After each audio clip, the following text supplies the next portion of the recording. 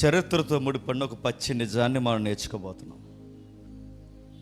First name చదవండి. నినేవే. నినేవేను గూర్చిన ఉదంతాలు మాకెందుకు తెలియవండి, యోనా గారు వెళ్ళారుగా అనుకుంటాం. చరిత్రలో తెలియాల్సిన విషయాలు చాలా ఉన్నాయి. ఇది పూర్వం నినేవే యొక్క వైభవం. ఆ మహాపట్నం ఎదురుగా ఒక మహానది కనబడుతుంది, చూసారా? ఎక్స్పెక్ట్ చేయండి, ఏ నది అది? బైబిల్లో ఉంది. మరలా నినేవే అనే మహాపురం ఉంది. చాలా జాగ్రత్తగా వినాలి. ఈరోజు మనకు ఒళ్ళు గబురు పురిసే విషయాలు ఉన్నాయి. ఆ నినేవే మహాపురానికి లేదా మహాపట్నానికి సుమారు ఆ పట్నం యొక్క వైశాల్యము 1900 ఎకరాలు. క్షమించండి, 19 ఎకరాలు. దాన్ని సుమారు నైసర్గికంగా దాన్ని తీసుకుంటే మొత్తం దాని గోడ పొడవు అంటే ప్రస్తుతానికి ఆనవాళ్ళని బట్టి 12 కిలోమీటర్లు. అంటే ఎంత పెద్ద పట్టణమో మీరు అంచనా వేయాలి. ఆ మహాపట్నానికి ఎదురుగా ఒక నది ఉంది. ఆ నది పేరు ఏంటో దాన్ని అలా ఉంచి ఒకసారి బైబిల్లో చూద్దాం. ఆదికాండము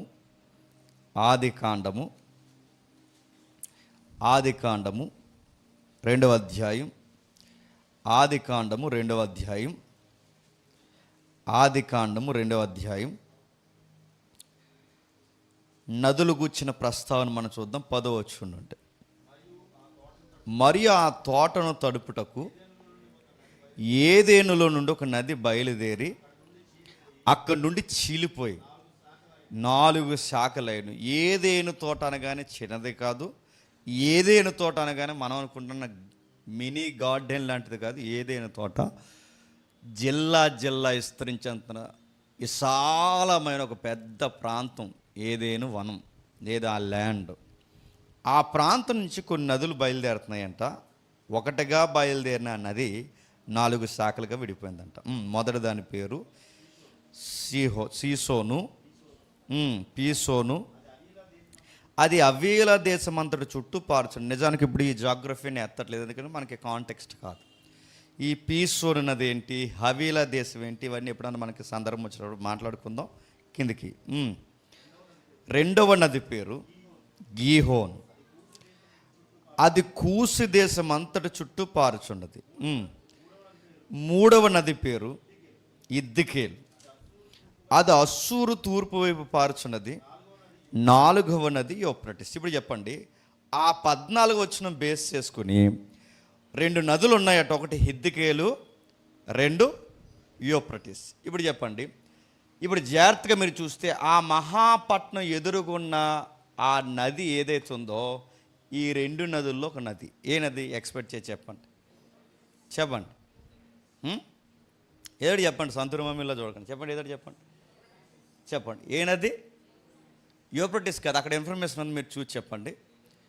అక్కడ ఉంది చూడండి. ఇంకా అది కాదంటే ఇంకోటి మీకు ఆన్సర్ తెలియాలి. ఇంకా చెప్పండి. యూఫ్రటీస్ కాదు, అక్కడ ఉంది చూడండి. ఇన్ఫర్మేషన్ చూసి చెప్పండి. అది అక్కడ ఉంది. ఏంటది? అస్సూరు చుట్టూ తిరుగుతుందంటే నినేవే దేనికి క్యాపిటల్ చెప్పాలి? అస్సూరు సామ్రాజ్యానికి క్యాపిటల్గా ఉన్న పట్టణం ఏంటి, రాజధాని ఏది? అస్సూరు. అంటే మహాసామ్రాజ్యం అస్సూరు అయితే అస్సూరు అనే సామ్రాజ్యానికి రాజధానులు మాట్లాడుకుంటే వాటికి యాక్టివ్గా ఉన్న రాజధానిలో ఒక రాజధాని నినేవే సామ్రాజ్యం. అంటే అస్సూరు సామ్రాజ్యానికి రాజధానిగా వ్యవహరించిన పట్టణమే నినేవే. నా మాటలు అర్థమవుతున్నాయిగా? అంటే అస్సూరు అనేది ఒక జాతి, అస్సూరు అనేది ఒక సామ్రాజ్యం. అస్సూరు అనేది అనేకుల మీద దండయాత్ర ప్రారంభించిన ఒక మహా సామ్రాజ్యం. మీకు ఇంకా ఇన్ఫర్మేషన్ కావాలి అంటే, నోహు తర్వాత సంతానం అభివృద్ధి పొందింది లేదా ప్రపంచ దేశం విస్తరించింది తెలుసుగా. ఆదాము నుంచి విస్తరించిన జనాభా నోహు కాలానికి లాక్ అయిపోయింది కాదు, దేవుడు దాన్ని సమాధి చేశాడు. ఎందుకు సమాధి చేశాడు? వాళ్ళ బాల్యం నుంచి చెడిపోయారు. ఎప్పుడైతే వాళ్ళ బాల్యం నుంచి చెడిపోయారో ఈ చెడిపోయిన ఈ ప్రపంచాన్ని దేవుడు నోహు కాలానికి వచ్చేసరికి పూర్తిగా నీటి మట్టము చేత చెప్పండి నాశనం చేసి పడిచాడు. దాని పేరు జలప్రలయం. అందుకే ఆ జలప్రలయానికి టైంలో అడ్రస్ పెడితే నోవహు జలప్రలయం. అంటే ఆ జలప్రలయం పేరేంటి? నోవహు జలప్రలయం. ఈ నోవహు జలప్రలయం తర్వాత మళ్ళీ ప్రపంచం విస్తరించింది. అప్పటికి ఎంతమంది మగాళ్ళు ఉన్నారంటే చెప్పండి, 4. ఎవరో ఒకరు నోవహు, 3 కుమారులు. ఈ నలుగురు ద్వారా, ఆ 4 మంది స్త్రీల ద్వారా ప్రపంచం విస్తరించింది. ఈ 3 ఎవరైతే ఉన్నారో నోవహు కొడుకులు సేము, హాము, హ్యాపేతు. లాస్ట్ వాడి పేరు ఏంటి చెప్పండి? క్షమించండి, సేము. రెండోవాడి పేరు ఏంటి చెప్పండి? హాము. ఈ హాము సంతతి నుంచి నిమ్రోద్ అని ఒక నియంత వచ్చాడు. తెలుసు కదా? ఈ నిమ్రోద్ అనే నియంత మీకు బాగా అర్థం కావాలంటే ఒకసారి 10వ అధ్యాయం తీయండి. ఆదికాండం 10వ అధ్యాయం. ఆదికాండం 10వ అధ్యాయం. ఆదికాండము 10వ అధ్యాయం 6వ వచనం నుండి. ఆము కుమారులు కూసు, మిస్రాయిము, పూతు, కనాను అనువారు. బాగా వినాలి, మీకు సందర్భం కాబట్టి చిన్న ఇన్ఫర్మేషన్ ఇస్తాను. హాము కుమారులు కూసు దేశం అని చదువుకుంటాంగా. ఇథియోపియా అంటే మనకు కనబడుతున్న ఆఫ్రికా ఏరియాలో ఆ బ్లాక్ హ్యూమన్స్ ఎవరైతే ఉన్నారో వాళ్ళు ఎక్కడి నుంచి వచ్చిన వాళ్ళు అన్నమాట? హాము సంతతి. నెక్స్ట్ నెక్స్ట్ పేరేంటి? మిస్రాయిము. ఈడెవడు అనుకుంటున్నారు? ఐగుప్తికి మూల పురుషుడు. అంటే ఈజిప్ట్ ఉందిగా ఇప్పుడు ప్రజెంట్. ఈ ఈజిప్ట్కి మూల పురుషుడు ఎవడంటే ఈడే. నా మాటలు అర్థమవుతున్నాయి అంటే ప్రపంచ చరిత్ర మూలాలు ఎక్కడున్నాయో తెలియాలంటే ఖచ్చితంగా బైబిల్లో దొరుకుతాయి. ఈ మిస్రాయిము ఎవడైతే ఉన్నాడో ఈజిప్ట్ మూల పురుషుడు. కానాను ఎవడైతున్నాడో, క్షమించండి, కూసు ఎవడైతున్నాడో ఈ కూసు మనకు కనబడుతుంది చూసారా, వీడు ఆఫ్రికా ఏరియాకి సంబంధించినాడు. ఇంక కానాన్ ఏరియా ఏదైతే ఉందో ఈ కానాను భూభాగం పాలస్తీనా ఏరియాలో మనం కొన్ని జాతులు చూస్తాంగా, ఫిలిస్తీన్లు ఎవరైతే ఉన్నారో కొంతమంది, ఈ తెగల మూల పురుషులు అనమాట. ఇది మీకు అర్థమైపోయిన కొంచెం చెప్పి అర్థమైనట్టు చూడండి. ఇది చరిత్ర. అయితే ఇలా మాట్లాడుకుంటూ వస్తే కూసు తర్వాత ఎవరినో కన్నాడట. ఆ తర్వాత కూసు నిమ్రోదుని కన్నాడట. అతడు భూమి మీద పరాక్రమశాలి ఉండుట ఆరంభించను. అతడు యెహోవా ఎదుట పరాక్రమశాలి ఏటగాడు కాబట్టి యెహోవా ఎదుట పరాక్రమ గల ఏటగాడు వలె, నిమ్రోదు వలె అని లోకిత్తంటే, ఏటగాడంటే ఎవడ్రా అంటే నిమ్రోదు అంటే ఎవడ్రా అంటే ఏటగాడు. అసలు బలవంతుడు పెహల్వాన్ అంటే ఎవడ్రా అంటే ఆ రోజుల్లో లోకొత్ ఏంటి? నిమ్రోదు. అలాంటి నిమ్రోదు సేనారు దేశంలోని బాబేలు, ఎరెకు, అక్కదు, కల్నే అను పట్టణాలు అతని రాజ్యానికి మొదలు. ఆ దేశం నుండి అసూరుకి బయలుదేరి వెళ్ళి నినేవే, రహోబోతీరు, కలాహు వరకు నినేవేను కట్టించి ఈ పట్టణాలన్నిటికీ పెట్టింది పేరు నిమ్రోద్. అంటే అసూరు సామ్రాజ్యాన్ని ప్రారంభించింది ఎవడు? వాడే. నినేవే పట్టణాన్ని కట్టింది ఎవడు? వాడే. బబులోను మహాపట్నాన్ని కట్టించింది ఎవడు? వాడే. ఇంక మనం అలా మాట్లాడుకుంటూ పోతే అనేక సంస్కృతులకి పెట్టింది పేరు చెప్పండి, నిమ్రోదు. ఇలాంటి నిమ్రోద్ హయాంలో కట్టబడిన పట్టణమే చెప్పండి, లేదు క్షమించండి, నిమ్రోద్ హయాంలో ప్రారంభింపబడిన మహాపట్నమే చెప్పండి నినేవే. అది చూపించుతాము. ఏదైతే మనకు కనబడుతుందో దీని చరిత్ర సుమారు మనకు అక్షరాలు కనిపించట్లేదు, నేను చదువుతాను, చేత చూడండి. మీరు చేత చూస్తే ఈ నినేవే అనేది ప్రాచీన మెసొపొటేమియాలో, మీరు చదువుకుంటారు జీకేలో, హిస్టరీ చదువుతున్నారుగా, జాగ్రఫీలో మీకు కనబడుతుంది.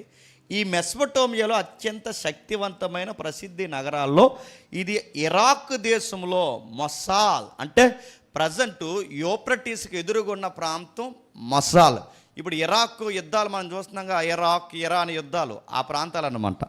ఈ మొస్సాల్ అనే ప్రాంతం ఇప్పుడు సిటీ ఉందంటే ఈ సిటీకి ఆపోజిట్గా, అంటే దీనికి ఆపోజిట్గా మరొక సిటీ ఉంటుంది. నీ దగ్గర ఇంకో ఇమేజ్ ఉందా? వీలైతే ఒకసారి చూపించండి, నేను పెట్టాను దాన్ని. నెక్స్ట్ ఇంకా ఇది ఇప్పుడు చూడండి, ప్రజెంట్ ఇది కొంచెం జూమ్ చేద్దాం. జూమ్ చేయడం మొత్తానికి పోయేలా చేయకండి, కొంచెం తగ్గించు. అది అక్కడ కనబడుతుంది చూడండి ప్రజెంట్ ఆ పైన ఆ యారో మార్క్ మొస్సూల్ నగరం పైన మొస్సూల్ రాది, అది ఆ మొస్సూల్ మీకు కనబడుతుంది ప్రజెంట్ సిటీ. అంటే ఇప్పుడు ప్రస్తుతం మొస్సూల్ సిటీ అది. దాని ఎదురుగా ఉన్న నది ట్రైగ్రీస్. దాన్ని బైబిల్ ఏమన్నాడు? హిద్దుకేలు పురాతనమైన పేరు. ఇప్పుడు ప్రజెంట్ దాని పేరేంటి? టైగ్రీస్. నేను ఎందుకు చెప్తున్నాను వినండి, పెట్టు. అది ఏదైతే మనకు కనబడుతుందో దాని ఎదురుగా శిథిలావస్థకు వచ్చేసి చూసారా, ఇదిగో కనబడుతుంది చూసారా, మొత్తం కుప్పగొలిపోయి బోడు గోడలతో మట్టి దెబ్బల్లా నక్కల తినే ఏరియాలా తగలడిపోయినట్టు కనబడుతుంది చూసారా. ఈ కనబడుతున్న ఈ బూడిదైపోయిన శిథిలావస్థకు గురైపోయిన ఈ 19 ఎకరాల మహాపట్నమే నీనేవే. మీకు కనబడుతుందిగా. ఇప్పుడు ఇంకా కొంచెం జూమ్ తగ్గించు. ఏదైతే మీకు కనబడుతుందో ఒకసారి ఫస్ట్ ఇమేజ్కి రా. ఫస్ట్ ఇమేజ్కి ఇందాక నువ్వు చేసావు అది ఒక జాగ్రత్తగా వినండి. ఏదైతే కనబడుతుందో దీని పూర్వం, దీని ప్రారంభ చరిత్ర ఎంత అంటే, ప్రపంచంలో ఎవడో, బాగా వినండి, ఎవడో గ్రంథం రాయక మునిపో ఎవడనే ఇంకెంతకన్నా డీటెయిల్గా నేను మాట్లాడకూడదు, ఎందుకంటే చాలామంది ఉడికిపోయి చచ్చిపోతున్నారు ఈ మధ్య తెలుగు రాష్ట్రాల్లో. మీరు చూసారు లేద్దాం, వీళ్ళ గ్రంథాలు వీళ్ళ మాటలు ఇవేమీ పుట్టక మునిపే క్రీస్తు పూర్వం 6000 సంవత్సరాల క్రితం చరిత్ర. ఎంత? 6000. వీళ్ళు చెప్పే చరిత్రలు ఎప్పుడువి? క్రీస్తు పూర్వం 1500 నుండి 2000, అంటే 1500 నుంచి 2000. ఇది క్రీస్తు పూర్వం చెప్పండి 6000. క్రీస్తు పూర్వం అంటే మనకి ఇక్కడి నుంచి 6000 సంవత్సరాల క్రితం పురాతనమైన చరిత్ర. దీన్ని ప్రారంభించిందంటే మొదటి పితరుల కాలపు చరిత్ర. మొదటి పితరులు ఎవరంటే నావో సంతతి నుంచి వచ్చిన, హాము సంతతి నుంచి వచ్చిన నిమ్రోదు అయ్యాయంలో ఇది ప్రారంభమైంది. దీన్ని ఏం చేశాడంటే అస్సూరికి రాజధానిగా పెట్టాడు. అంటే క్రీస్తు పూర్వం 6000 సంవత్సరాల చరిత్రకే, బాగా వినాలి, క్రీస్తు పూర్వం 6000 సంవత్సరాల చరిత్ర కలిగిన పట్టణానికే, సామ్రాజ్యానికే రాజధాని ఉంది. క్రీస్తు పూర్వం 6000 సంవత్సరాలు అంటే ఇప్పటికి, అంటే అక్కడి నుంచి ఇక్కడికి 6000 సంవత్సరాలు పెట్టుకుంటే రాజధాని లేని రాష్ట్రం ఏంటి చెప్పండి. ఇప్పుడు మనకే అది ఏడు పూర్వకాలమే రాజధాని ఉంది, దానికి పూర్వకాలమే దానికి రాజధాని ఉంది. ఆ రాజధాని పేరు చెప్పండి నీనేవే. ఆ మనసు వచ్చేమో ఇది రాజధాని చేస్తాడు, ఇప్పుడు ఈ మనసు వచ్చేమో అది రాజధాని చేస్తాడు. అంటే అతను చేసేది లేదు, మొత్తం మీద రాజధాని లేని రాష్ట్రం ఏదైనా ఉందంటే చెప్పండి మందే. ఎందుకంటే పైకి వీళ్ళు చేసే పనులు ఏంటంటే వీళ్ళు పాలిటిక్స్ కోసం మాట్లాడుకుంటే భుజాలు రాసుకుని మనకి వ్యతిరేక కామెంట్లు పెట్టి నువ్వు ఎక్కడ తిరుగుతావు నీ సంగతి చూద్దాంటారు. వీళ్ళు ఏం చూస్తారండి, వీళ్ళ సంగతి మన సంగతి చూస్తారు. వీళ్ళు మొన్న మధ్య ఒకటి అంటున్నాడు, నేను లైవ్లో చెప్పకూడదు కానీ, నువ్వు ఎక్కడ తిరుగుతావు నీ సంగతి చూస్తాను రా, నీ పళ్ళు రాలగొడతా అంటున్నాడు. నిజంగా నేను అంటున్నానండి, నేను ఈ మాట అనకూడదు లైవ్లో కానీ చెప్తున్నాను. నిజంగా నువ్వు వచ్చిన పళ్ళు రాలగొట్టి వెళ్ళిపోయేంత మగాడువా నువ్వు? అవన్నీ మానే వచ్చాం, మళ్ళీ చెప్తున్నా, అవన్నీ మానే ఆగే మారే వచ్చాం. వీళ్ళ పళ్ళు రాలగొట్టేసి దవల పాలు కొట్టేస్తే అని అడుగుతున్నాను. మేమేమన్నా బూస్ట్ హార్లిక్స్ తాగుతున్న చిన్నపిల్లమా, కాంప్లే తాగుతున్నాం, బాయిలమా చెప్పండి? మారొచ్చాం అని అడుగుతున్నాను. నిజంగానే కొట్లాట కోసం మొదలు పెడితే దాని లెక్కలు వేరు చెప్పండి, దాని చరిత్రలు వేరు. కానీ మీరు సబ్జెక్ట్ మాట్లాడుతున్నప్పుడు సబ్జెక్ట్ మాట్లాడండి. సబ్జెక్ట్ మాట్లాడకుండా కొట్టేస్తాం తన్నేస్తామంటే మేము కూడా ఈ బైబిల్ ఉంది కాబట్టి ఆగున్నాం నడుతున్నాను. కొట్లాటలు మనకు తెలియవా అంటే వీళ్ళకి చరిత్ర మాట్లాడారు. సరే ఏదైతే ఉంది ఇది జాగ్రత్తగా చూస్తే, ఈ చరిత్రలో మనం జాగ్రత్తగా వెళ్తే ఒకసారి ఇది 6000 సంవత్సరాల పురాతనమైన చరిత్ర.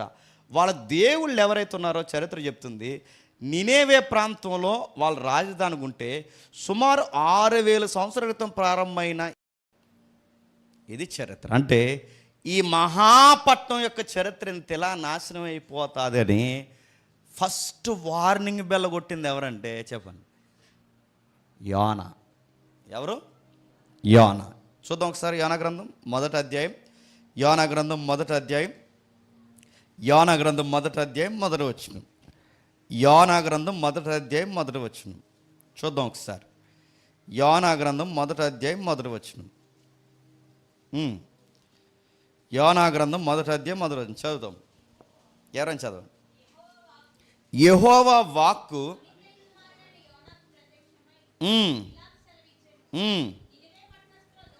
నినేవే పట్టణస్థుల దోషము నా దృష్టికి ఘోరమాయను గనక నీవు లేచి నినేవే మహాపట్టణమునకు పోయి దానికి దుర్గతి కలిగినని ప్రకటించుము. ఇప్పుడు చెప్పండి, నినేవే ఇశ్రాయేలీల, నినేవే యూదుల, నినేవే దేవుని ఏర్పాటు చేసుకున్న ప్రజల కానీ కాదు.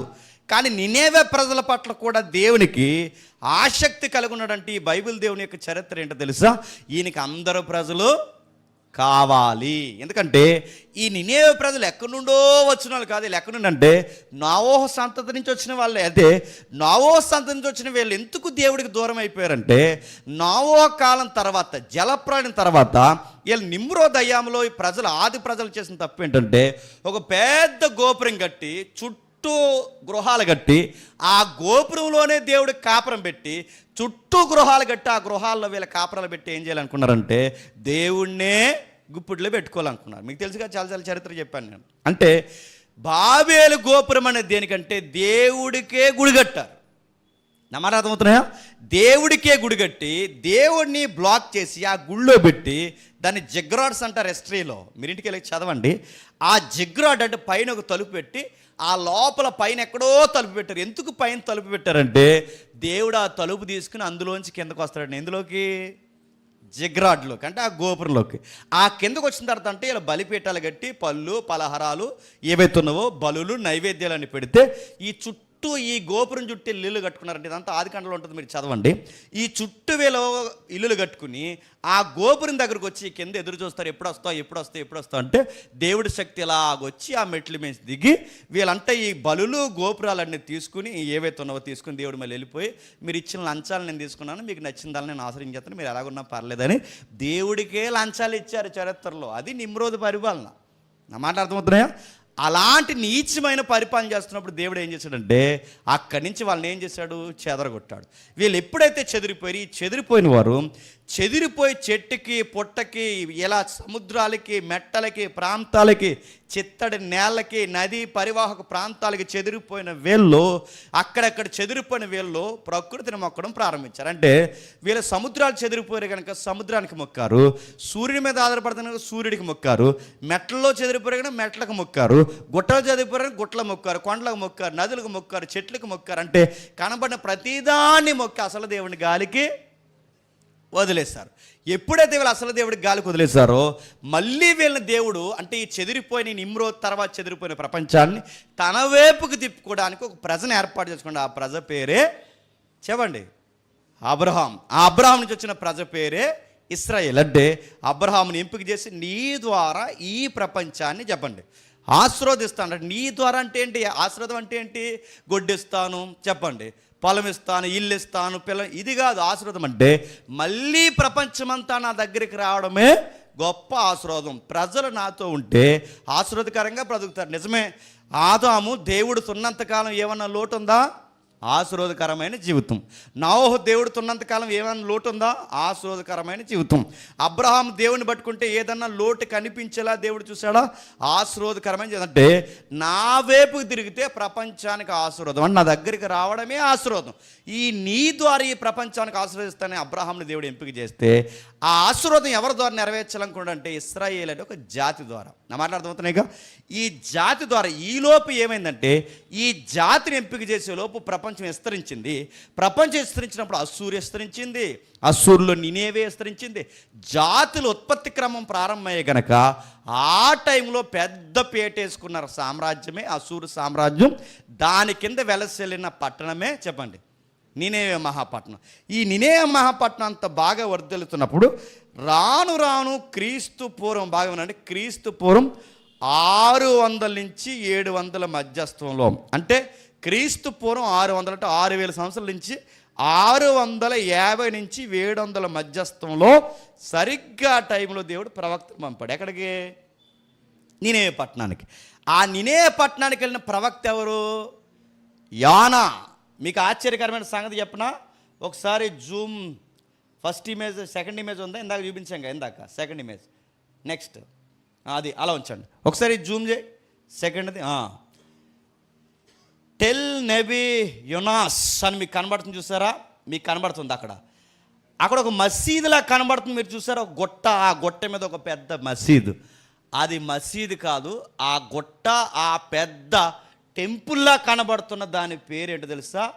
యోనా మందిరం. అది ప్రజెంట్ జాగ్రఫికల్ ఎవిడెన్స్. అంటే యోనా గారి మందిరం ఎప్పటికీ అక్కడ ఉంది. అంటే ఆ రోజు అక్కడికి బయలుదేరి వెళ్ళింది ఎవరన్నమాట? చరిత్రలోను అలాగే బైబిల్లోను మనకు కనబడుస్తున్న ఆనవాళ్ళు ఏంటంటే దేవుని ప్రవక్త అయిన యోనా అక్కడికి బయలుదేరి వెళ్ళాడు. వెళ్ళి ఏం చేశాడు? ప్రకటన చేశాడు ఆ మహాపట్నం. ఫస్ట్ ఇమేజ్ అయ్యి ప్రకటన చేశాడు ఆ మహాపట్నానికి. ఏమని ప్రకటన చేశాడంటే, నీనేవే మహాపురమా, నీకు దుర్గతి కలుగును, 40 డేస్లో నువ్వు చక్కబెట్టుకోకపోతే నీకు ఇదే బోర్డర్ లైన్ అన్నాడు. నువ్వు మారాలి. ఏ విషయాల్లో మారాలంటే అక్కడ రాస్తున్న వచనం 2వ అధ్యాయం రండి. 2వ అధ్యాయం 9వ వచనం, మనుషులందరూ తన దుర్మార్గాలను విడిచి తాము చేయు బలత్కారం మానేయాలి. అంటే నినేవే మహాపురాన్ని ఎందుకు దేవుడు తీసేస్తా అన్నాడు? దుర్మార్గమైన పనులు ఎక్కువైపోయినాయి. ఇంకెందుకు తీసేస్తా అన్నాడు? బలత్కారం ఎక్కువైపోయింది. అంటే వారిలో వారికే పడని బలత్కారపు కార్యాలు జరుగుతున్నాయి. పెత్తందారి వ్యవస్థ పెరిగిపోయింది. సామాన్యుని తొక్కడం ప్రారంభించారు. అమాయకులు నలిగిపోవడం ప్రారంభించారు. చాలా బాధకు ప్రజలను గురి చేశారు. పక్క ప్రజల్ని బానిసలుగా మార్చి రక్తాన్ని ఒలికించారు. ఇలాంటి నీచమైన పనులు, విగ్రహారాధన ఇవన్నీ చేస్తున్నారు గనక తీసి పడేస్తున్నాడు. ఏ పట్టణాన్ని? నినేవే మహాపట్నాన్ని. ఎప్పుడైతే నినేవే మహాపట్నాన్ని ఏమన్నప్పుడే ఏదైతే ఉందో ఆ నినేవే మహాపట్నాన్ని ఎప్పుడైతే తీసి పడేస్తున్నాడో వాళ్ళు భయపడి అప్పటికే ప్రకృతి వైపరీత్యాలు, యోనా గ్రంథం అంతా వివరించడం మన కాంటెక్స్ట్ కాదు కానీ ప్రకృతి వైపరీత్యాలు, ఆ ప్రమాదాలు, భూకంపాలు, సునామీలు. ఎందుకంటే ఇది నదికి దగ్గర, క్షమించిన సునామీ కాదు, ఆ నది పొంగిపోవడం, దాని మీదకి రావడం, ఈ భూకంపాలు, మెట్లు కదిలిపోవడం, ఇలాంటి ప్రాంతాలు, ఈ ప్రాంతానికి ఎప్పుడైతే తాకిడి గురైందో తట్టుకోలేక భయపడిపోయారు. ఆ తర్వాత యోనా ప్రవక్త కూడా వచ్చి మీకు ఇలాంటి దుర్గతి కలుగుతుందని ఎప్పుడైతే చెప్పారు భయపడు. ఇప్పటికే ప్రకృతి వల్ల నాశనం అయిపోయాం, మళ్ళీ దేవుడు కన్నెర చేస్తుంటే మొత్తానికి మనం నాశనం అయిపోతామని చెప్పి బూడిదలో కూర్చొని చెప్పండి పశ్చాత్తాపడి దుర్మార్గమైన పనులు మానేసి బలత్కారం మానేసి మారిపోయారు. నా మాటలు అర్థమవుతున్నాయా? ఇలా మారిపోయిన వీరిని దేవుడు క్షమించి వదిలేశాడు. ఇదంతా స్టోరీ ఏ గ్రంథంలో ఉంటుంది? యోనా గ్రంథంలో ఉంటుంది. అంటే వాళ్ళు ఎలా పశ్చాత్తాపడ్డారు, ఎవరు వెళ్ళారు, వెళ్ళిన తర్వాత వాళ్ళు ఎంతగా పశ్చాత్తాపడ్డారో మనం చూసాం. 9వ వచనం చదవండి. 9వ వచనం, 2వ అధ్యాయం 9వ వచనం, 2వ అధ్యాయం 9వ వచనం చదవండి. ఎవరొకరు, మనుషులందరూ తమ దుర్మార్గమును విడిచి తాము చేయి బలత్కారం మానివేయవలనని మనుషులేమి పశువులేమి సమస్తము గోనెపట్ట కట్టుకొనవలనని జనులు మనపూర్వకంగా దేవుని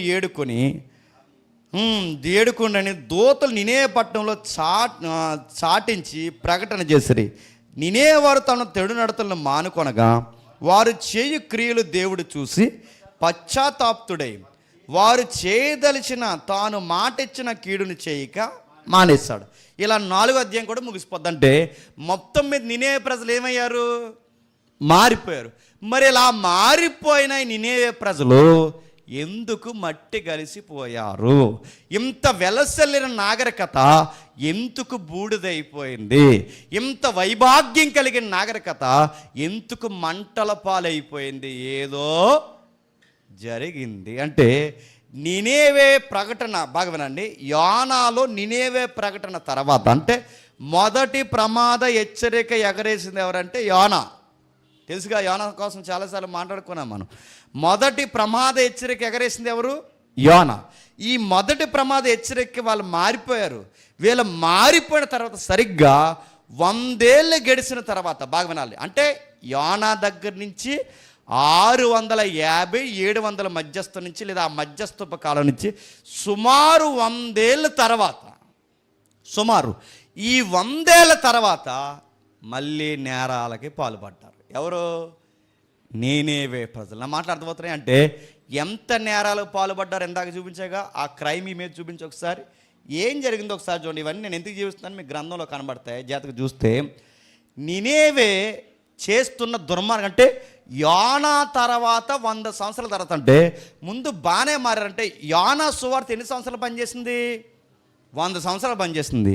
కొన్ని తరాలు బాగుపడ్డాయి.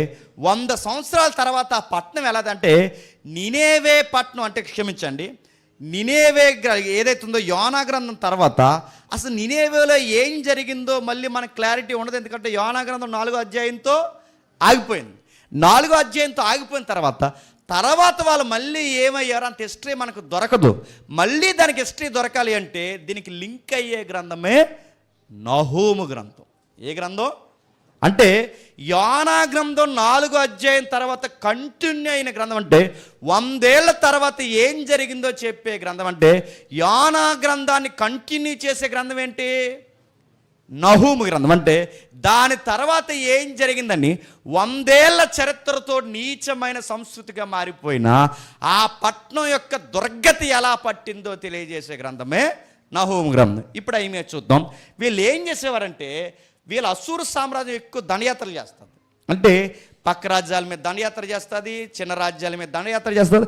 ఎక్కడ ధాన్యాగారం ఎక్కువ దొరుకుతుందో ఆ పట్టణాల మీద వీళ్ళ దాడి చేసి ఏం చేస్తారంటే ఆ ధాన్యాన్ని, రాజుని, పేద ప్రజల్ని దోసుకుని పూర్తిగా వాళ్ళ నినేవే ప్రాంతానికి తీసుకొచ్చేస్తారు. నా మాటలు అర్థమవుతున్నాయిగా? తీసుకొచ్చిన వాళ్ళు ఏం చేయాలి? బానిసలుగా పెట్టుకుని పనులు చేయించాలి. కానీ అలా చేయరు. వీళ్ళు ఎక్స్ట్రీమ్ అయిపోయారు. ఏం చేశారంటే రాజుకు మోకాలి, అంటే శత్రువు రాజులు అంటే వాళ్ళకి దొరికేసిన ఆ రాజుల్ని బందీగా పట్టుకొని తర్వాత వాళ్ళు ఏం చేశారంటే ఆ రాజుని ఆయన సైనికుల్ని బతుకుండగానే చర్మాలు వలిసేయడం ప్రారంభించారు. బతుకుండగానే, మీకు ఇమేజ్ క్లారిటీ లేదు కానీ వాళ్ళు బతుకుండగానే చర్మం చూసారు, ఆ పేగులు ఎలా ఊడుతుండగా ఆ మనిషి ఇంకా బతుకుండగా ఆ చర్మాలు వలిసేశారు. ఇంకేం చేశారు? నెక్స్ట్ ఇమేజ్, సైనికుల యొక్క కాళ్ళు చేతులు నరికేసి దారుణాతి దారుణంగా ఆ ముక్కలు ఇలా ఎగరేసేవారంట దేశంలో. అంటే ఆ పట్టణం చుట్టూ ఎగరేసారంటే రాజునేమో వస్త్రాలు ఇప్పేశారు, రాజుని సైనికులను కలిపి చర్మాలు వలిసేశారు. తర్వాత ఆ సైనికుల మీద వాళ్ళ కోపం సరిపోక వాళ్ళ కాళ్ళు చేతులు నరికేశారు. ఇంకా ఎక్స్ట్రీమ్ ఏంటంటే కింది ఇమేజ్కి రండి, తలలన్నీ నరికేసి ఆ తలలన్నీ కలిపి నినేవే గోళ్ళ కట్టారంట. ఇది చరిత్ర. నా మాటలు అర్థమవుతున్నాయా? మీరు రాసి పెట్టుకోండి, మీరు కావాలంటే చదువుకోండి. దేవుడు ఏదన్నా ఇది జరుగుద్దని రాశాడో అది మ్యాప్లో గుర్తుపెట్టుకోండి, ఆ పేరు తుడిచివేయబడతాది. మీరు చదువుకునే పిల్లగా మీరు చెప్తున్నానండి, ఐగుప్తిని లేపేస్తానన్నాడు. మీకు విషయం తెలుసు, ఐగుప్తి అంటే ఇప్పుడు ఏంటి చెప్పండి? ఈజిప్ట్. మీకు వింతైన సంగతి చెప్పనా? ఇప్పుడు మనకు కనబడుతున్న ఈజిప్ట్, కైరో ఏదైతే కనబడుతుందో ఇది ఒరిజినల్ ఈజిప్ట్ కాదు. మరి ఒరిజినల్ ఈజిప్ట్ ఏమైంది? బైబిల్లో ప్రవచనం ఏంటి చెప్పనా? మట్టి కలిపేస్తా అన్నాడు ఐగుప్తి. నిజంగానే మట్టి కలిపేశాడు.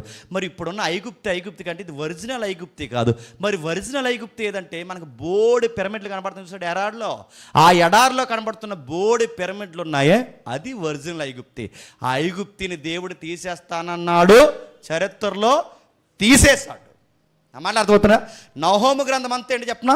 ఫస్ట్ వార్నింగ్ నినేవే పట్టణానికి యోనా గ్రంథంలో చెప్పాడు, మారు 40 రోజుల్లో మార్చుకున్నావా సరే, మారలేదా 40 రోజుల్లో పూర్తిగా నిన్ను తీసేస్తాడు. ఆ 40 రోజుల్లో మారిపోయారు కనుక మళ్ళీ వాళ్ళకి 100 ఏళ్ళ కృపాకాలం ఇవ్వబడింది. 100 ఏళ్ళ తర్వాత మళ్ళీ వీళ్ళు చేస్తున్న నీచమైన పనులు ఏంటంటే రాజులను పట్టుకుని చర్మాలు వలిసేసి కాళ్ళు చేతులు బతుకుండగా నరికేసి తలకాయల చేత గోడలు కట్టి మంటలు పెట్టి ప్రాంతాలని మనుషులు బ్రతుకుండగా తగలెట్టేస్తుంటే మనుషుల్ని భయాక్రాంతులకు గురి చేస్తుంటే సెకండ్ వార్నింగ్ బెల్ మోగించాడు. ఎవరి ద్వారా? నహూము ద్వారా. అంటే మొదటి ప్రవక్త చెప్పినప్పుడు మారినప్పుడు బతికారు. ఇప్పుడు రెండో వార్నింగ్ బెల్ ఏంటంటే ఏంట్రా మీరు చేస్తున్న పనులు ఎంత నీచంగా ఉన్నాయి కనుక ఈ రిఫరెన్స్ మీరు గుర్తుపెట్టుకోండి. ఈ ఇమేజ్ రిఫరెన్స్ అలా మీరు గుర్తుపెట్టుకుని ఒక్కసారి నహూము గ్రంథం 3వ అధ్యాయం మొదలు సేమ్ అవే మాటలు అక్కడ ఉంటే చూడండి. నహూము గ్రంథం 3వ అధ్యాయం మొదలు వచ్చిన నరహత్య చేసిన పట్టణమా నీకు శ్రమ, అది ఎడతెగ మొరపెట్టుకొనుచు మోసముతో బలత్కారంతో నిండి ఉండదు. నరహత్య చేయు పట్టణమా ఇది ఏం చేస్తుందండి? నరహత్య. ఇది ఏం చేస్తుందండి? చర్మాలు వలిచేస్తుంది. ఈ పట్టణం ఏం చేస్తుందండి? కాళ్ళు చేతులు నరికేస్తుంది. ఈ పట్టణం తలకాయలు నరికి గోడలు కట్టింది. ఈ పట్టణం ఆ గోడల మధ్య తలకాయలు బతుకుండగా మనుషులకి అగ్నికి దహనం చేసి పడేశారు. ఈ పట్టణం ఎంత ఘోరంగా పనిచేసింది. ఇప్పుడు చెప్పండి, దేనికి పులి స్టాప్ ప్రవచనం చెప్పించాలా వద్దా? సాటి మనిషిని, తోటి మనిషిని రక్తం ఒలిగేలా కొట్టడమే కాకుండా చర్మాన్ని వలిసేసి మమ్మల్ని అడిగేవాడు ఎవడో లేడని ఆ ప్రకటన మర్చిపోయి దేవుడికి వ్యతిరేకంగా దేవుని స్వరూపంలో ఉన్న మనుషులను ఇంత హింసాకాండకు గురి చేస్తే దేవుడు చూస్తూ ఊరుకుంటాడా? అప్పుడు 2వ వార్నింగ్ పంపించాడు. ఆ 2వ వార్నింగ్ పుస్తకమే నహూము గ్రంథం. అందుకే అంటున్నాడు, నరహత్య చేసిన పట్టణమా నీకు శ్రమ, అది ఎడతెగక మోసముతోను బలత్కారంతో నిండి ఉన్నది, గుర్రముల తొక్కుడు ధ్వనియు, ఒరుగా పడిగెత్తు ఏవైతే రాళ్ళు వినబడుచున్నవి. మీరు జాగ్రత్తగా వింటే మొదటి యోనా చెప్పిన దగ్గర నుంచి 100 ఏళ్ల లోపు వీళ్ళ మెల్లమెల్లగా ఇచ్చిన కృపను ఏం చేశారంటే నేరాలు చేయడానికి మొదలుపెట్టారు. మనిషి ఎలా పాడైపోతాడు? ఒకే రోజు పాడైపోడు. ఎలా పాడవుతాడు చెప్పండి? మెల్లమెల్లగా. తమ్ముడు ఆ టైటిల్ తీసి వీలైతే అయిన తర్వాత పాపశాస్త్రం 5 అనేది కింద పెట్టారుగా. అయితే ఏదైతే మనం చూస్తున్నామో ఆ మెల్లమెల్లగా వాళ్ళు పాడైపోవడం చూస్తాం. మీరు చరిత్రలో మీరు చూడండి, సౌలు రాజు ఒకేసారి పాడైపోయాడా? సౌలు రాజు ఒకే రాత్రి పాడైపోయాడా?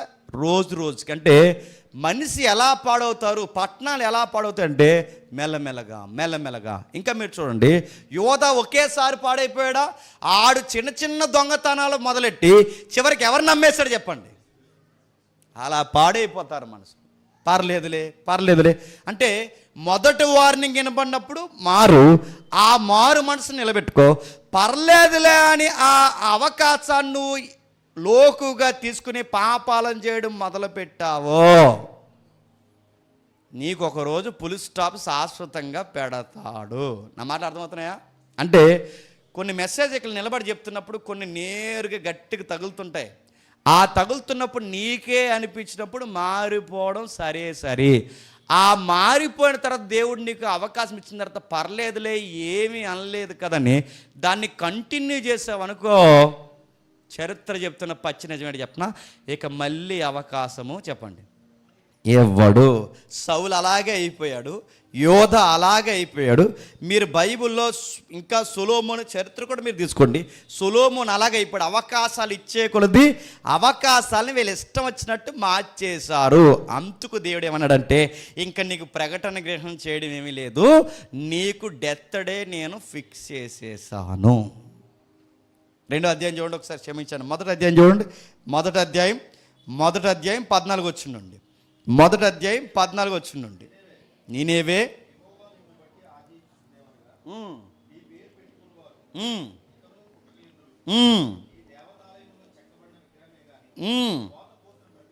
జాగ్రత్తగా చదువుదాం పదాలు.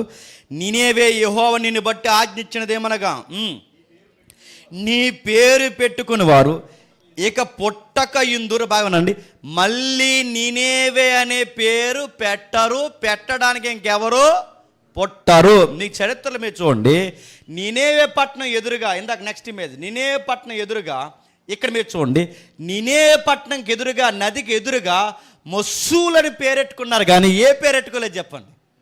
నీనేవే పేరెట్టలేదు. నీనేవే పేరు అంటే ఐగుప్తి పేరు మీద మళ్ళీ ఇప్పుడు ఐగుప్తి ఉందేమో, కానీ నీనేవే పేరు మీద మళ్ళీ ఇప్పుడు నీనేవే ఉందా? లేదు. ఇంకా చెప్పనా, ఆ నీనేవే పేరు సౌండ్స్ గుర్తుపెట్టుకోండి, మారిపోయే పూర్తిగా. కపెర్నహూము అని అంటాం, చదువుతారా? ఆ పేరు కూడా ప్రవక్తకి దగ్గరగా ఉందేమో తప్ప దీనికి దగ్గరగా రాలేదు. మన అర్థమవుతుంది లేదో? నేనేవే సౌండ్ మార్చేశాడు, దాని గోడలు మార్చేశాడు. ఇంకా మీకు అర్థం కావాలంటే ఆ నెక్స్ట్ ఇమేజ్ ఒకసారి చూపించండి. నెక్స్ట్ ఇమేజ్ ఒకసారి, ఇది ఒకసారి అలా ఉంచండి. మీరు జాగ్రత్తగా చదవండి. నీనేవే యొక్క ద్వారాలకి వాళ్ళు పెట్టిన దేవుళ్ళ బొమ్మలు మీకు కనబడుతున్నాయా? కొంచెం స్పెల్లింగ్ మిస్టేక్స్ ఉన్నాయి, అందుకే అవి చదవట్లేదు నేను. జాగ్రత్తగా చూస్తే మీరు చూడండి, నీనేవే ద్వారానికి వాళ్ళ దేవుడు బొమ్మలు. అంటే నీనేవే పట్టణం ఎలా ఉందో చూడండి, అదే అది అలా ఇమేజ్ అలా ఉంచి ఒక్కసారి 2వ అధ్యాయం 14 వచ్చిన చదవండి. నీ పేరు పెట్టుకునే పుట్టరు, నీ దేవతాలయంలో చెక్కబడిన విగ్రహములు కానీ పోత పోసిన ప్రతిమలు కానీ ఒక్కటియు లేకుండా వాటన్నిటినీ నాశనం చేతును. దీన్ని ఏం చేస్తారంట? పోత పోస్తున్నారంట. కొంచెం జూమ్ తగ్గించు. అది మీరు జాతర చదివితేనే చదువుతుంది చూడండి. కొన్ని ప్రధానమైన ద్వారాలకి విరువేపులా 30 కిలోగ్రాములు అంటే 30 టన్నులు. ఎన్ని టన్నులు? 1 టన్ను కాదు, చెప్పండి. 2 టన్నులు కాదు. టన్ను ఎంత? 1000, కింటా 100. ఓకే, టన్ను కేజీలు అంటే 30 టన్నులు. 30 టన్నులు అంటే చూడండి, కొన్ని టన్నుల బరువున్న అంత పెద్ద విగ్రహాలు పెట్టారంట. మనకు కనబడుతుందా? అంటే 30 టన్నుల విగ్రహాలు భారీ సైజులో పెట్టి రెక్కల గల పట్నాలు, సింహపు మొఖాలు ఇవన్నీ పెట్టుకున్నారంట. ఇంకా మీరు చూడండి, సుమారు వీటి బలమైన కట్టడాలు ఏవైతున్నావో 50 కిలోమీటర్ల దరిదాపుల్లో వీరి యొక్క ప్రకంపనలు సృష్టించారంట. ఇంకా చెప్పాలి అంటే ఆ ప్రదేశానికి దగ్గర మనం మాట్లాడుకుంటూ పోతే 66 అడుగులు ఎత్తు. అవి మాట్లాడుకుంటే ఆ విగ్రహాలు ఎత్తు 66 అడుగులు ఎత్తు. అంటే మన మొదటి 2వ అంతస్తు కన్నా ఎక్కువ. అంటే ఇంచుమించు దాని పొట్టలో మనం చచ్చేటేసుకొచ్చు అనమాట. అంత పెద్దది, అంత పెద్ద ఆకారం కలిగినది. ఈ మాట్లాడుకుంటూ పోతే వాటిని ఎలా తయారు చేశారట? వాటిని కొండల్లో, బాగా కొండకు పోయి ఆ కొండల్లో కావాల్సిన పునాది రాళ్ళు చెక్కుని అక్కడి నుంచి బాగా దాన్ని జాగ్రత్తగా తయారు చేసి, ఆ తయారు చేసిన రాగి ఏమవుతుందో రాయి వీటన్నింటినీ కలిపి వాటిని జాగ్రత్తగా తాళ్ళు కట్టి వాటిని జాగ్రత్తగా ఆ దుక్కల మీద దొల్లించి వాటిని జాగ్రత్తగా వాడెక్కించి ఆ నదిలోని తీసుకొచ్చారు. ఏ నది? మర్చిపోయారు, టైగ్రీస్ నది. అది హిద్దికేలు. అక్కడ తీసుకొచ్చి వాటి గోడలు, వాటికి కావాల్సిన రాగితో తయారు చేయబడిన ఆ దేవుళ్ళ బొమ్మలు ఎంత విస్తారంగా దాన్ని నిర్మించారట. దేవుడు ఏమన్నా చెప్పనా, ఇదంతా చూసి ఏమన్నాడంటే, ఎంత కష్టపడి కట్టిన విగ్రహాలని చెప్పండి బూడిద చేసి పడేస్తా అన్నాడు.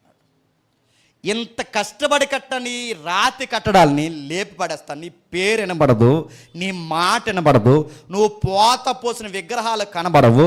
నీకు నేను సమాధి సిద్ధపరుచుచున్నాను. మాట ఎలా ఉందండి? నీకు నేను సమాధి సిద్ధపరుస్తున్నాను. యోనా ద్వారా ఇచ్చిన ఆ సందేశానికి స్పందించిన ఈ ప్రజలు నినేవే పట్టణానికి మళ్ళీ నహోము ద్వారా ఇచ్చిన సందేశానికి స్పందిస్తున్నారా? నా మాట్లాడుతుందా? మొదట స్పందించారు, బాగుపడ్డారు.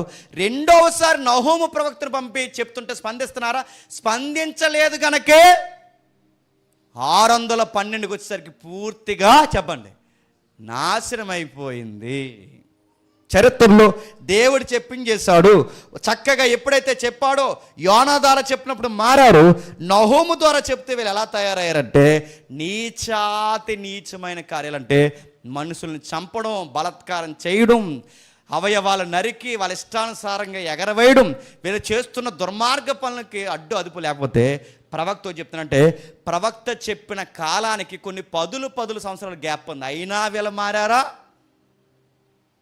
చివరికి వీళ్ళు మారకపోయేసరికి దేవుడు ఏం చేశాడంటే, అదే 3వ అధ్యాయం తీయండి, నహోము గ్రంథం 3వ అధ్యాయం అంటే ఈ ప్రవచనం చెప్పే సమయానికి అప్పటికి పట్టణానికి ఏం కాలేదు. 3వ అధ్యాయంలో ఏం జరుగుతుందో మీరు చూడండి. 3వ అధ్యాయం 4వ వచనం, 3వ అధ్యాయం 4-5 వచనం చదువుదాం. చక్కన దానివై వేశ్యవై చెల్లంగితనమందు జ్ఞానం గల దానివై చెల్లంగితనము జరిగించుచు సంసారం అమ్మి వేసిన దానా. ఎలా తిడుతున్నారు చూడండి. చాలామంది ఈ పదాలు తప్పు పట్టుకుని వీళ్ళు అంటున్న మాట ఏంటంటే, చూడండి బైబిల్లో బూతులు ఉన్నాయి అంటారు. అవి బూతులు కాదు అయ్యా, నీకు హిస్టరీలో సంస్కృతి తెలియాలి. అక్కడ రాస్తున్నాడు చూడండి, కింద వచ్చిన ఉంటుంది, నువ్వు చదువుతాముడు. చక్కన దానివైన వేశ్యవైన చిల్లంగితనమందు జ్ఞానం గలదా అనే జారత్వం చేసి జనముల మీద చిల్లంగితనం గురించి సంసారమును అమ్మి వేసిన దాన. అంటే దాని అర్థం ఏంటి? నువ్వు సంసారిగా ఉండాలనుకున్నాను, నువ్వు సంసారం మానేసి ఏం చేస్తున్నావంటే వేశ్యలాగా చిల్లర పనులు చేస్తున్నావు. చివరికి ఏం చేస్తున్నావు? చేతబడి పట్టినోళ్ళు వశపరుచుకుంటారని ఎలాగైతే టాక్ ఉందో, నువ్వు కూడా ఏం చేస్తున్నావు? నచ్చిన పట్టణాన్ని అన్నింటినీ చేతబడి పట్టినట్టు చూసి ఆ పట్టణాన్ని నీ దగ్గరికి తెచ్చుకుంటున్నావు. అంటే నీకు కావాల్సిన వాడిని దగ్గర తెచ్చుకుంటున్నావు. అంటే ఒక స్త్రీని తిట్టినట్టు తిడుతున్నాడు దాన్ని. నువ్వు జారత్వం చేస్తున్నావు. జనాలందరికీ సిల్లంగితనం జరిగించి సంసారాన్ని అమ్మేసావు. అంటే ఇంకా నీకు భర్త అయి ఉన్నవాడిని వదిలేసావు. నా మాట అర్థమవుతున్నాయా? నీకు భర్త అయి ఉన్నవాడిని వదిలేసావు. నువ్వు రోడ్డు పోయి ప్రతి ఒక్కరి మీద కన్నేస్తున్నావు. నువ్వు కన్నేసి ఇంటికి తెచ్చుకున్న వాడితో జడ్జాగా జారత్వం చేస్తున్నావు. అసలు నీకు సిగ్గు, భయము, భయభక్తులు, సంసారం ఏమీ లేవు. నీకు కావలసిన అల్లా దగ్గర వచ్చిన వాడితో ఇష్టం వచ్చినట్టు కూనుకుతున్నావు. అంటే ఎందుకు ఈ భాష ఉపయోగిస్తున్నాడంటే, ఆ రోజుల్లో సంసారి ఎవరైనా వేశ్య పని చేస్తే ఆ వేశ్యని ఎలా తిట్టేవారంటే ఈ భాషతోనే తిట్టేవారు. మీకు వీలైతే సందర్భం వచ్చినప్పుడు లేదా నెక్స్ట్ వీక్ మీకు ఎవరిస్తాను.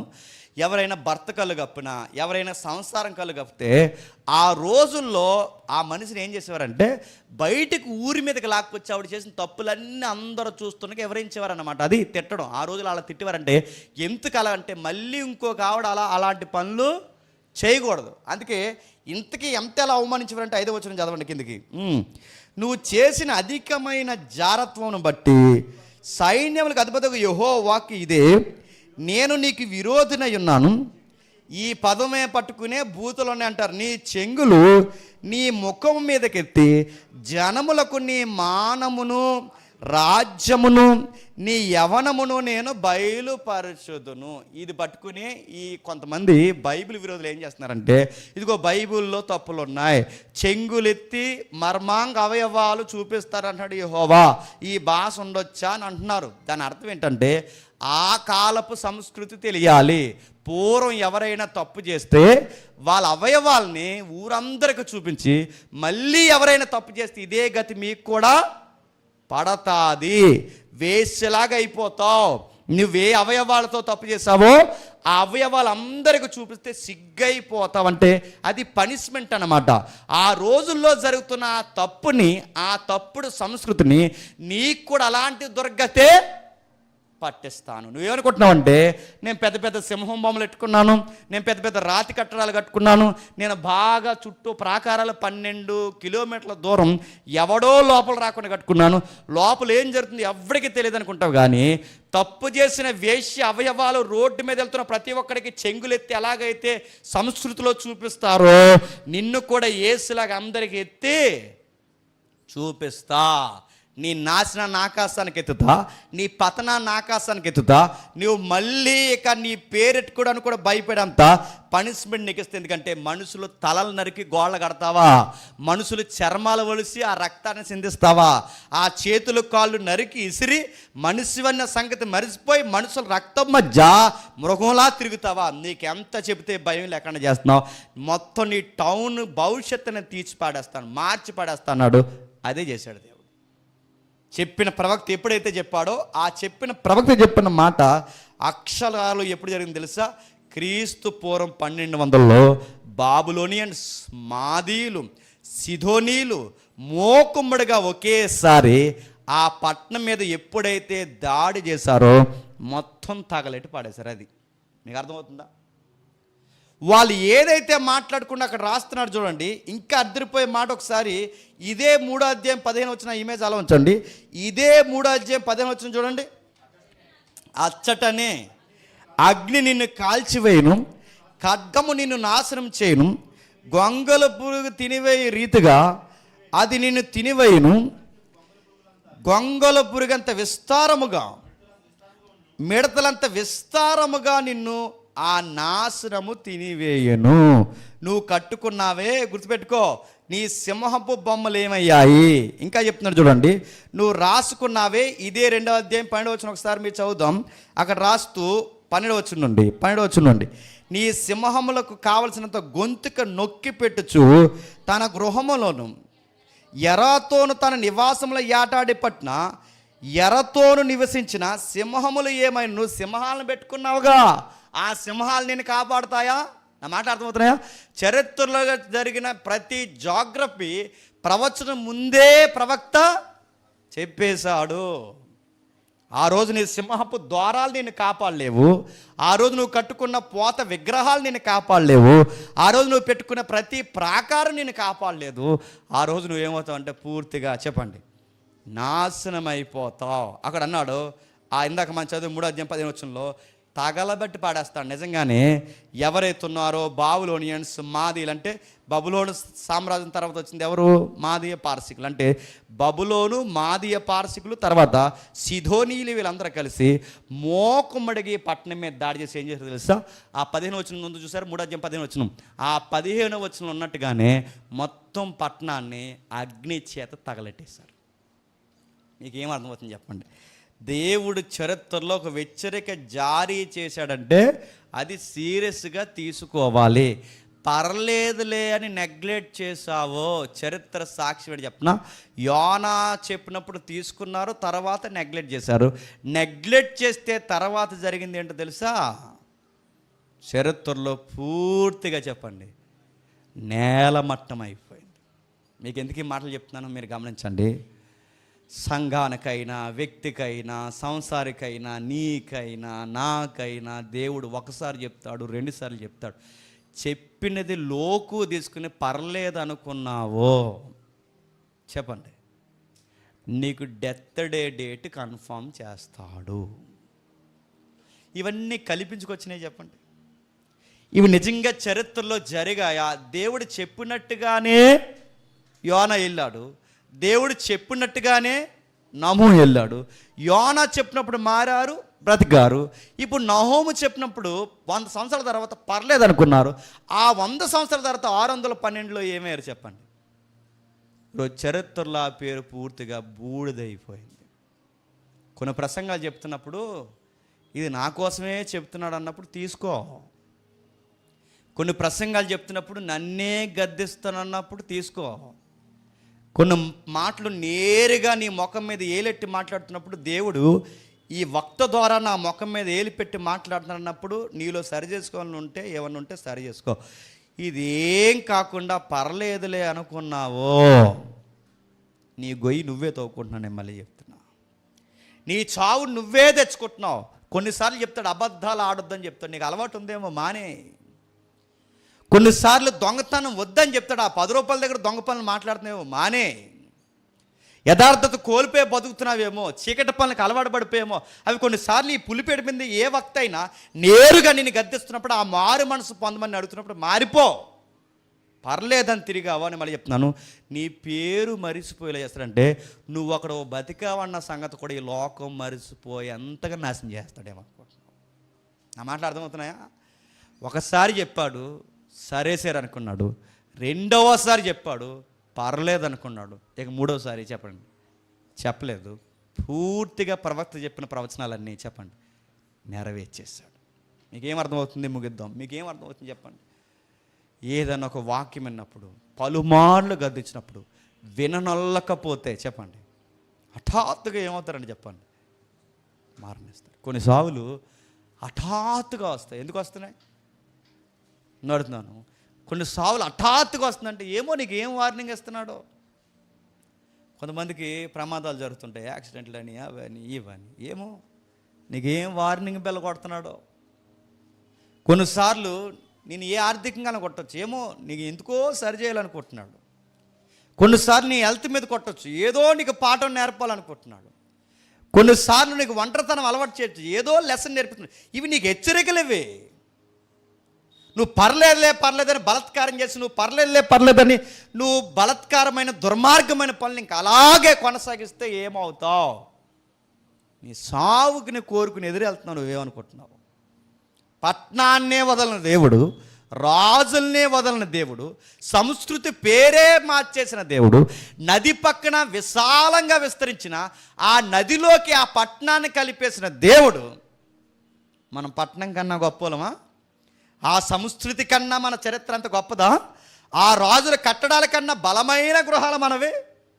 నీ ఇల్లు ఎంత కట్టడం ముందు, నీ చరిత్ర ఎంత ఆ చరిత్ర ముందు, నీ నడవడిక ఎంత ఆ రాజు ముందు.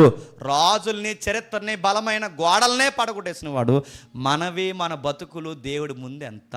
కొన్ని ప్రసంగాలు వింటున్నప్పుడు మీరు సింపుల్గా తీసుకోకండి. చెప్పినప్పుడు దేవుడు ఎందుకో చెప్పాడు, మార్చుకోవాలని మారిపోండి. అలా కాకుండా అలాగంటాడు, అలాగంటాడా అన్నావంటే ఇంక నేనన్ను చెప్పండి, ఎవరంటారు చెప్పండి? నీకు ఒక ప్రవచనంలాగా దాన్ని మారుస్తాడు. నేను బెదిరించట్లేదు, లేదా మిమ్మల్ని కంగారు పెట్టి సందే ఎక్కువేమని నేను చెప్పట్లేదు, నేనేం చెప్పట్లేదు. ఉన్న చరిత్రను వివరిస్తున్నాను. మీకు మంచి చెబుతున్నప్పుడు మంచిని తీసుకోండి, దేవుడు హెచ్చరిస్తున్నప్పుడు హెచ్చరికను తీసుకోండి. కొన్ని ప్రసంగాలు నేరుగా తగిలినప్పుడు ఆ ప్రసంగం నా కోసమే అని దాన్ని అప్లై చేసుకోండి. పర్లేదులే అని ఇంక నేను చర్చికి రాను ఇలాగే చెప్తా ఉన్నారు కనుకంటే చర్చికి రాకపోతే వదిలేస్తాడా? నేనే ప్రజలు కూడా చర్చికి ఏం రాలేదు, గుర్తుపెట్టుకోండి. చర్చికి వచ్చారా వాళ్ళు? చెప్పండి, వాళ్ళు చర్చికి వచ్చారా? అదేం చర్చి ప్రజలు కాదు, ఇశ్రాయేలు కాదు. వాళ్ళు వదిలేశాడా? ఐగుప్తుని వదలని దేవుడు, నినేవేను వదలని దేవుడు.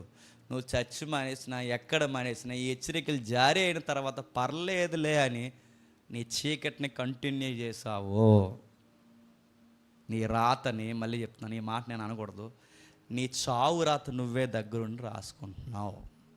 అందుకే ప్రకటన గ్రంథంలో కూడా సంఘాన్ని చెప్తాడు, ఎఫెసీ సంఘమా మారు మనసు పొంది చెప్పండి మొదటి స్థితికి రా.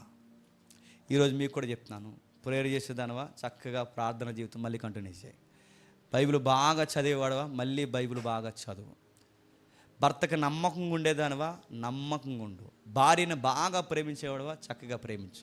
తల్లిదండ్రులని నమ్మకంగా ఉండి వాళ్ళ కష్టాన్ని వ్యర్థం చేయకుండా చదువుకునేవాడవా నీ మొదటి స్థితి ఎంత బాగుందో అంత బాగా చదువుకో. ఈ మెసేజ్ విన్న తర్వాత నా కోసమే మాట్లాడుతున్నా నీకు అనిపిస్తుందా? మారిపో.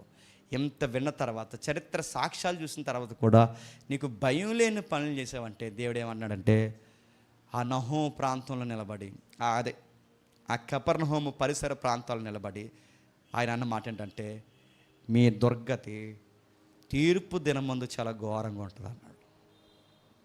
ఇంత జ్ఞానం విస్తరింపజేసి ఇన్ని మాటలు మాట్లాడించి ఇంత విపులంగా సాక్ష్యాలతో మాట్లాడినా మన బుర్రలకెక్కి మనకి భక్తి పొడిగింపబడకపోతే, విశ్వాసంలో మనం మార్పు చెందకపోతే తీర్పు దినాన మన గతి వారవదగినది అంటే చూడలేము. గుర్తుపెట్టుకోండి, వారవలేనిదిగా మారిపోద్దంట. ఆ రోజు మన స్థితి కన్నా సుధమ స్థితిగతులు బాగుంటాయంట. మన స్థితి కన్నా చెప్పండి తూరు సిదోను ప్రాంతాల పరిస్థితులు బాగుంటాయి. అంటే మనకన్నా వాళ్ళే బెటర్ అనిపిస్తుంది. అంటే దానికన్నా ఘోరంగా పనిష్మెంట్ జడ్జిమెంట్ డేలో మనకి చెప్పండి అమలు జరుగుతుంది. చరిత్రలో దేవుడు అన్నాడు, చెప్పినప్పుడు మారారు, సరి చేశాడు. రెండోసారి చెప్పాడు, సరవుతారు అనుకున్నారు, మారలేదు. ఇప్పుడు చెప్తున్నాడు ఏమని చెప్పనా, ఇప్పుడు ప్రవచనం రెడీగా ఉంది. ఆ ప్రవచనం ఏంటంటే, నేను త్వరలోనే చెప్పండి రాబోతున్నాను. ఆ ప్రవచనం వెనకాల కంటెంట్ ఏంటి చెప్పిన, వాని క్రియ చొప్పున ప్రతి వానికి చెప్పండి ప్రతిదండన చేస్తాను. నేనేవే కదా చెప్పాడు, నీ క్రియలు చొప్పున నీకు ప్రతిదండన చేస్తాను. ఇప్పుడు మన ముందున్న ప్రవచనం ఏంటంటే, నేడో రేపో రాత్రో నేను త్వరలోనే రాబోతున్నాను, నేను త్వరలోనే వస్తాను, వాని క్రియ చొప్పున ప్రతి వానికి చెప్పండి ప్రతిదండన చేస్తాను. ఇప్పుడు మన ప్రవచనం కల ముందు ఉంది. ఇది నిజంగా నెరవేరుతుందా? నిజంగానే ఆయన వచ్చి వాని క్రియ చొప్పున ప్రతి వానికి ప్రతిదండన చేస్తాడంటే చేస్తాడు. ఎందుకంటే తూరు సిదోనుకి చేసినవాడు, నినేవేకి చేసినవాడు, ఐగుప్తికి చరిత్ర ప్రవచనం చెప్పి నెరవేర్చినవాడు ఈ ప్రవచనం కూడా త్వరలోనే చెప్పండి నెరవేరుస్తాడు. అర్థమైన వారు ధన్యులు. ఈ మాటలు అర్థం కాకుండా పర్లేదులే అనుకుంటే నినేవేకి పట్టిన దుర్గతిని నువ్వు లోకుగా తీసుకుంటున్నావని మాత్రం మర్చిపోకు. మోకాలు లేగలిగిన వారు మోకాలు లేయండి, మోకాలు లేని వారు లేచి నిలబడండి. కళ్ళు మూసుకోండి, ఎవరి వైపు చూడొద్దు. దేవా, ఇది నాతోనే మాట్లాడేవని నీకు అనిపిస్తే, దేవా ఇది నా కోసమే మాట్లాడేవని ఒకవేళ నీకు అనిపిస్తే, దేవునితో ఏకీవించని నిబంధన వాక్యంలో ప్రభురాత్రి సంస్కారంలో మన చేతులు ఉంచుదాం. మనం నేరుగా నరహత్యలు చేయకపోయినా మన మాటల చేత ఇతరులని నరహత్యలు చేస్తాం. మనం బలాత్కారంగా దౌర్జన్యంగా ఎవరి మీద మనం పడకపోయినా మన మాటలు ఎంత దౌర్జన్యంగా ఉంటాయో, మనం దుర్మార్గంగా ఎవరి ఇంటి మీదకి మనం వెళ్ళకపోయినా మన క్రియలు ఎంత దుర్మార్గంగా ముడిపోయి ఉంటాయి. అచ్చు నేనేవే ప్రజలు చేసిన కార్యాలు మన బ్రతుకుల్లో ఈ రోజుకి తెల్లారిపోయి కనబడుతూనే మనకు ఉన్నాయి. ఈ మాటలు జ్ఞాపకం చేసుకోండి. మాటల చేత ఇతరులని హత్య చేసినట్టు మాట్లాడే స్వభావం మనలో ఉంటే మార్చుకుందాం. బలాత్కారంగా ఇతరులను దోచుకోవాలన్న స్వభావం ఉంటే ఒకవేళ మనం మార్చుకుందాం. అబద్ధాల చేత 10 రూపాయలు పోగేసుకుందాం అనుకునే మాటలు మీకుంటే మనం మార్చుకుందాం. దేవుని సన్నిధిని లోకువ తీసుకొని ఈ సందేశాలు నాకు కాదులే అని నువ్వు అనుకుంటే, రెండవ హెచ్చరికను కూడా నిర్లక్ష్యం చేసిన నేనే ప్రజల నాశనం మన కళ్ళ ముందు ఉందని జాగ్రత్త పడదాం. చెప్పిన సారాంశం అంతా మీరు జ్ఞాపకాల్లోకి తెచ్చుకోండి. చెప్పిన సారాంశం అంతా మీ మదిలోకి చొప్పింపబడితే, దేవా ప్రతి వర్తమానం నా కోసమే, నేరుగా నాకు సమాధానం చెప్పడానికే ఈ మాటలు మాట్లాడవని చరిత్రని జ్ఞాపకం చేసుకోండి. దేవుడు నమ్మకమైన వాడు, నమ్మదగిన వాడు, అబద్ధం ఆరనాడిన వాడు.